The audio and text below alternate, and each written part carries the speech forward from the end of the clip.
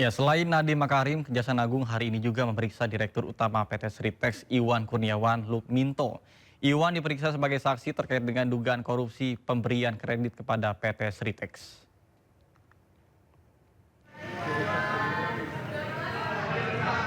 Iwan tiba di Kejaksaan Agung sekitar pukul 10 pagi tadi. Setibanya di Kejaksaan Agung, Iwan langsung masuk ke dalam gedung Bundar. Iwan Lukminto maupun pihak Kejaksaan Agung belum memberikan pernyataan terkait dengan pemeriksaan pada hari ini. Dalam pemeriksaan sebelumnya, Iwan menjalani pemeriksaan selama 6 jam terkait dengan kasus dugaan korupsi pemberian kredit di PT Sritex.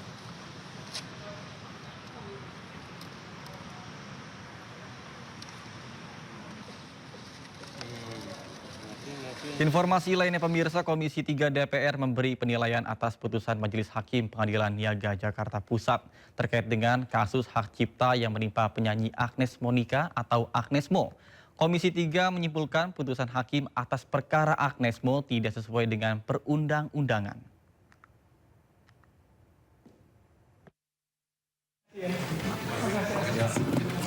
Dalam rapat dengar pendapat yang digelar Komisi 3 DPR RI bersama dengan Dirjen Kekayaan Hak Intelektual dan Badan Pengawas Mahkamah Agung Jumat siang, Ketua Komisi 3 DPR RI Habibur Rahman menerangkan jika keputusan Pengadilan Tata Niaga Jakarta Pusat diduga melanggar ketentuan perundangan. Hal ini terkait dengan kasus hak cipta dan royalti lagu milik penyanyi Agnes Mo dengan Ari Bias. Agnes Mo dinyatakan bersalah dan harus membayar royalti sebesar 1,5 miliar rupiah karena dianggap membawakan lagu berjudul Bilang Saja tanpa izin. Karena ini berbeda dengan apa yang diatur di undang-undang, ya, Undang-Undang Nomor 28 tahun 2014 yang mengatur bahwa pembayaran royalti itu lewat LMK, ya. Lalu kami juga perlu menggarisbawahi bahwa putusan dalam perkara Agnes Monica di tingkat pertama tersebut hanya mengikat kedua belah pihak, tidak mengikat pihak-pihak lain. Jadi kami sosialisasikan juga, tadi juga Pak Dirjen Kekayaan Intelektual mensosialisasikan terhadap stakeholder hak cipta lainnya, tetaplah berlaku ketentuan, ya, Nomor 28 tahun di Undang-Undang 28 tahun 2014 tentang hak cipta, bahwa pembayarannya itu lewat LMK, lalu baru didistribusikan kepada para pencipta. Nah, ini sama-sama terus kita kawal agar tidak terjadi kegaduhan. Komisi 3 DPR juga meminta Mahkamah Agung untuk membuat surat edaran atau pedoman terkait panduan untuk penerapan Undang-Undang Nomor 28 Tahun 2014 tentang hak cipta dan ketentuan terkait hak kekayaan intelektual lainnya secara komprehensif, agar tidak ada lagi putusan yang tidak mencerminkan keadilan kepastian hukum. Namun hingga kini pihak Mahkamah Agung belum memberikan keterangan resmi terkait kasus tersebut. Selanjutnya Komisi 3 meminta Ditjen Hak Kekayaan Intelektual Kementerian Hukum untuk mensosialisasikan secara luas terhadap semua pihak terkait mekanisme perolehan lisensi pengelolaan royalti. Dari Jakarta, Tim Liputan iNews melaporkan.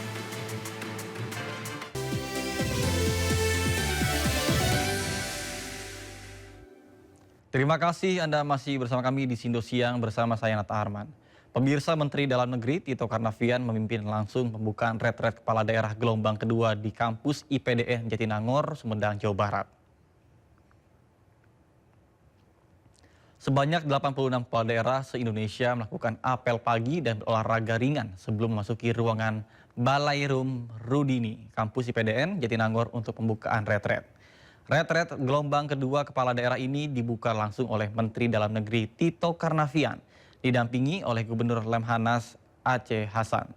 Ke-86 kepala daerah ini akan dibekali materi pembelajaran dan kegiatan fisik sejak tanggal 22 Juni hingga 26 Juni 2025.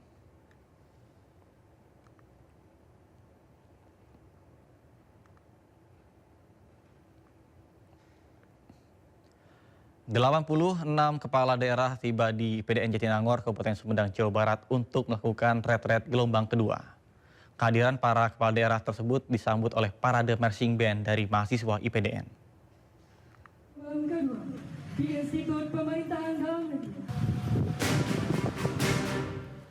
Kementerian Dalam Negeri menggelar retret gelombang 2 untuk kepala daerah di Institut Pemerintahan Dalam Negeri Jatinangor, Jawa Barat. Retret dilaksanakan mulai Minggu hingga Kamis mendatang.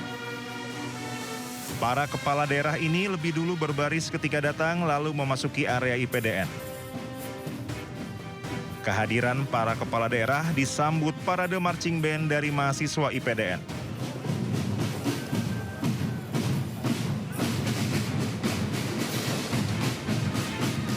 Wakil Menteri Dalam Negeri Bima Arya Sugiarto menyebut total ada 86 kepala daerah dan wakil kepala daerah yang mengikuti retret gelombang 2.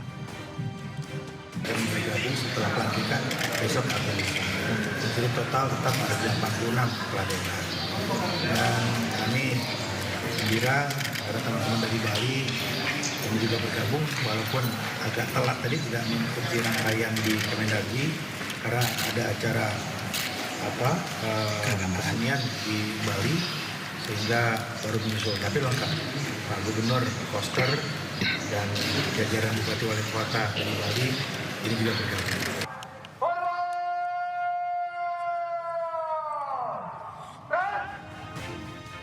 Sebanyak 6 kepala daerah mengajukan izin tidak ikut karena kondisi kesehatan yang tidak memungkinkan. Sementara satu peserta lainnya yakni Gubernur Papua Pegunungan batal berangkat karena ibunya meninggal dunia. Dari Sumedang, Jawa Barat, Beben HVA iNews melaporkan. Terima kasih. Wassalamualaikum warahmatullahi wabarakatuh.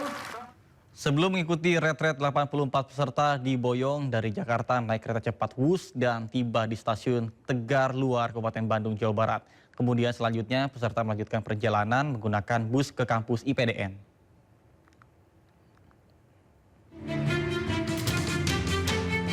Delapan 84 kepala daerah yang menjadi peserta retret gelombang 2 menuju lokasi kampus IPDN di Jatinangor, Kabupaten Sumedang, Jawa Barat menumpangi kereta cepat Jakarta-Bandung alias Wush. Para peserta retret diboyong dari stasiun Halim, Jakarta. Mereka berkesempatan menikmati perjalanan naik kereta cepat Wush dari Jakarta menuju Bandung selama 30 menit. Selanjutnya, para peserta melanjutkan perjalanan menggunakan bus ke kampus IPDN di Kabupaten Sumedang. Ya, hari ini Minggu 22 Juni 2025, KCIC melayani rombongan kepala daerah yang akan melaksanakan retret di IPDN Jatinangor dengan menggunakan Wush dari Halim menuju stasiun Tegaluar, Sumarekon. Tercatat ada 84 kepala daerah yang menggunakan Wush pagi ini, keberangkatan pukul 10 dari stasiun Halim dan tiba pukul 11.47 di stasiun Tegaluar, Sumarekon. Retret gelombang 2 diikuti 86 kepala daerah yang sebelumnya belum berpartisipasi pada retret gelombang pertama yang diselenggarakan di Komplek Akademi Militer Magelang, Jawa Tengah. Dipilihnya IPDN sebagai lokasi retret dilatar belakangi faktor diantaranya ketersediaan ruang kelas dan fasilitas penginapan yang dapat digunakan tanpa biaya, serta lokasi yang relatif mudah dijangkau dari Jakarta. Dari Kabupaten Bandung, Jawa Barat, Yuan Pangestu iNews melaporkan.